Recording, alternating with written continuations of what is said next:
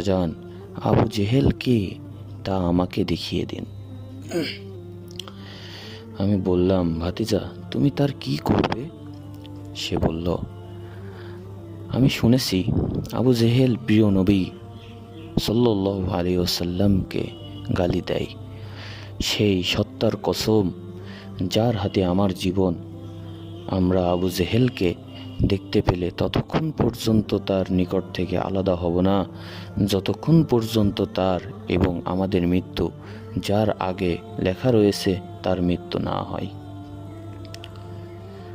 হযরত আব্দুর রহমান রাদিয়াল্লাহু তাআলা আনহু বলেন, তাদের মুখে বীরত্ব, এই কথা শুনে আমি অবাক হলাম। অন্য একজন আনসার কিশোর আমাকে চুপিসারে একই কথা বলল। কয়েক মুহূর্ত পরে আমি আবু জেহেলকে লোকদের মধ্যে বিচরণ করতে দেখছিলাম।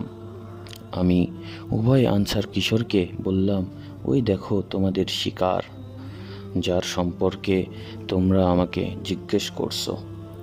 এই কথা শোনা মাত্র উভয় আনসার কিশোর আবু জেহেলের উপর ঝাঁপিয়ে পড়ে তাকে হত্যা করে ফেলল।